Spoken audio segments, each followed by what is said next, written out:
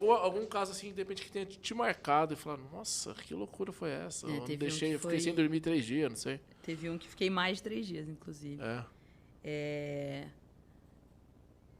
Cresci com o pessoal do samba, né? Então, em determinado momento, olhando o status do WhatsApp, eu vi que um colega tinha postado que o irmão dele tinha desaparecido. Aí entrei em contato com ele, eu estava andando de sequestro na época. Dei um toque no meu delegado e falei, doutor, eu vou lá, onde ele trabalhava, tá? Que foi o último lugar que ele foi visto para ver qual que foi, né? Passei os telefones, a gente tinha, na época, um pouco mais de mobilidade para checar cadastro, para ERB, né? Para localização do telefone. E aí, eu estava lá no lugar que ele trabalhava, meu parceiro me ligou e falou, volta. Porque aí lá a gente descobriu que tinha, de fato, uma menina que ele estava meio envolvido, que ela tinha se separado há pouco tempo e que o marido era bem mais velho que ela. É isso.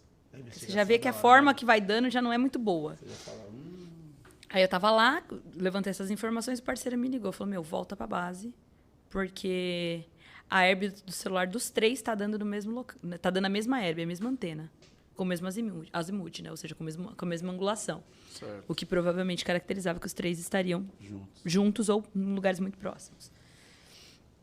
E aí a gente se mobilizou.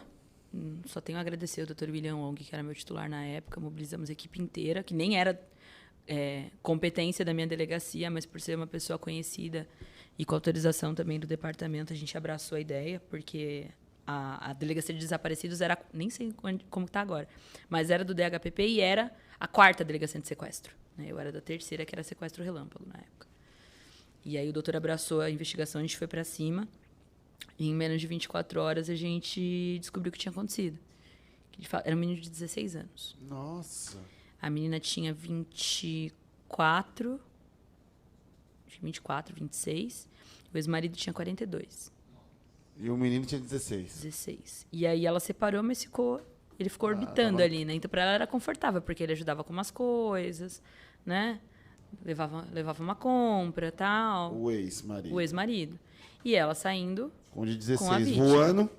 O moleque voando, 16 anos. Cheio do vigor, no né? meio no auge da puberdade. Tipo Thundercats, né? Estourei, tô pegando uma menina, tô saindo com uma menina de 26, né? Caramba, os moleques tô estourada. Mesmo.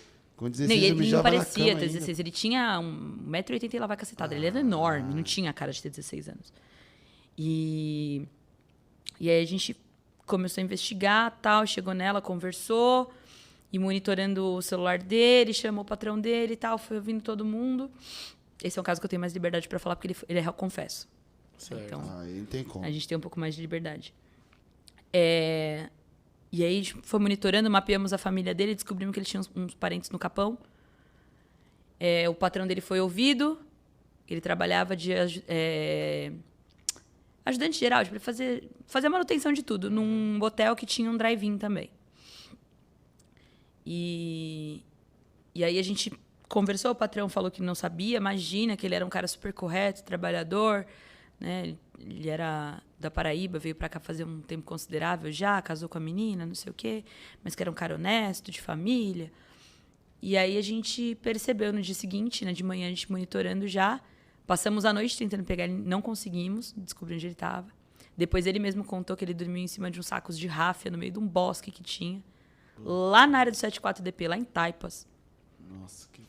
Dormiu num sacos de ráfia, no meio do mato, porque ele conhecia muito bem ali. E aí no dia seguinte a gente viu o celular dele movimentando da Zona Sul, voltando em direção à Zona Norte. Quer dizer, ele tinha ido pro Capão. Aí chegamos a bater lá, chegamos 10 minutos depois dele ter saído. Putz. Na casa da irmã.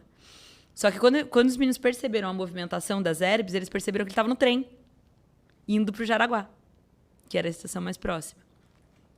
E aí aquela correria, corre, pega a viatura, não sei o que, vamos lá.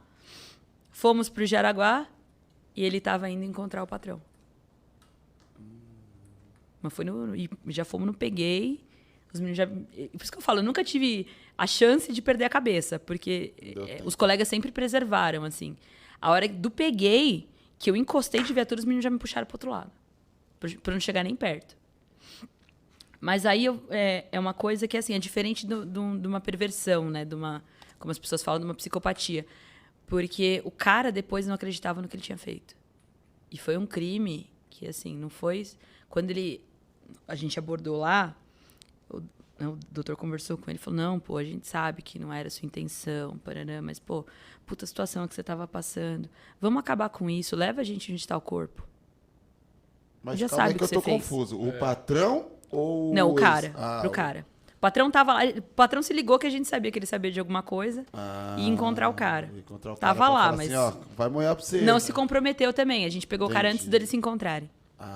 Entendi. Ele falou, já leva a gente logo, a gente já sabe o que você fez. Vamos acabar com esse negócio logo. E ele levou a gente até esse mesmo lugar que ele tinha dormido. Ele esquartejou o menino. Nossa. Desmembrou. E o estranho foi que a gente não sabia o que ele tinha usado, porque no desmembramento não tinha uma secção fora do lugar, assim, tipo.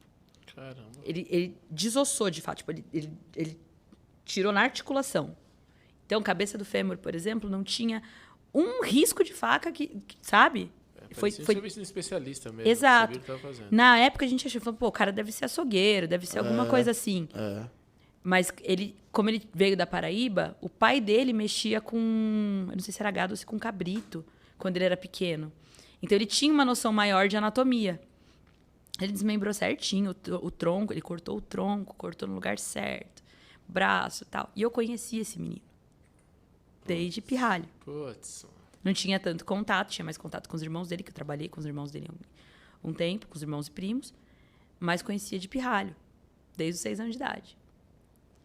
E aí, acho que a cena mais chocante da minha carreira foi um determinado momento porque ele tinha uns buracos, assim, de uns 2, 3 metros de profundidade, que os bombeiros tiveram que descer de rapel para pegar as partes do corpo. Ele jogou nesses buracos. E já estavam uns 3 dias ali, era uma região bastante úmida por causa tinham árvores bem altas, né? Era um bosque, então ficava úmido ali. Então, já estava no estágio de putrefação, de decomposição. Mas a parte mais chocante para mim foi porque ele era negro. Então, o cabelo dele era muito, muito característico, né? Era muito peculiar a maneira como ele arrumava o cabelo. A hora que o bombeiro me subiu com a cabeça desse menino na mão. Sabe quando... Imagina pro bombeiro também, mano, subir com... Não, os bombeiros subiram, assim, gorfando já, porque... Né, uma situação super adversa. Com a cabeça na mão, imagine. Não, um trampo feio, né? E aí, a hora que ele subiu... Aí ninguém entendeu nada, porque eu tava toda de operacional, né? Porque a gente tinha um uniforme operacional de sequestro. Toda operacional. Eu desabei num choro, assim. Né? E ninguém entendendo nada. Tipo, o que tá acontecendo? Até porque tinha um pessoal de mídia lá e tal, de reportagem, que não sabia que eu conhecia a vítima, né? Então, acho que foi a cena mais chocante para mim. Mas foi ainda uma sensação, aquela sensação ambígua, né? Do dever cumprido, mas de não poder trazer de volta, de você conhecer a pessoa. Mas essa família, eles já tinham outro irmão que tinha desaparecido há uns 10 anos. Nossa. Então, você imagina você ter 2 filhos desaparecidos e não ter resposta do que aconteceu. Meu Deus. Com nenhum dos 2. Ainda que trágica, foi uma resposta. Foi uma resposta. Que a gente deu para eles não ficarem com essa dúvida eterna. De novo, né? De novo. E aí o autor, depois ele falava, né? Depois ele confessou, tal, ele na delegacia com a gente, ele falava, senhora, eu não mereço nem viver. Porque eu não acredito no que eu tive a capacidade de fazer. Eu não sou nem lixo, porque lixo a gente ainda consegue reciclar. Eu não sirvo nem para isso. E aí você vê que, de fato, quanto ser tomado pelo emocional pode te causar. Porque foi um trabalho de horas ali, né? Depois a gente foi fazer o luminol. Sozinho. E como que ele conseguiu pegar o moleque? Aí depois a gente descobriu, né? Porque quando o corpo foi pro IML, o legista chamou a gente e falou, cara, qual foi a arma do crime? E ele não tinha contado, né? Ele não tinha confessado ainda. Eu falei, não sei, doutor, por quê? Ele falou, porque ele tá com um ferimento que ele tem uma característica estrelada, né? Poderia ser um ferimento por arma de fogo? Sim. Só que não tem projétil. E não tem ferimento de saída, né? Se tem orifício de entrada, não tem de saída. E a gente, caramba, o que é isso? Depois a gente descobriu que foi com uma lima. Lima? É tipo uma serra. É um... Como é que eu posso explicar o que é uma lima? Me ajudem aí. É um instrumento, uma ferramenta, né? Ela é comprida e ela é relativamente fina. Quadradinho assim. Por isso que o perito estranhou. Porque tinha, de fato, o tamanho seria compatível com o tamanho de uma perfuração de arma de fogo.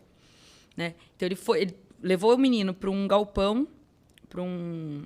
Tipo aqueles telhados de zinco, que tem, sabe, aquelas coberturas de quadra de futebol? No fundo do motel onde ele trabalhava. E eles começaram a conversar, começaram a discutir. Ele pegou uma corda, como já estava acostumado com gado lá na Paraíba, ele pegou uma corda, porque o cara é muito mais alto que ele, a vítima. Jogou, puxou pelo pescoço e deu animada no abdômen do menino. Caramba, foi um golpe. Mano, foi isso aí, planejou o mesmo negócio, hein, velho?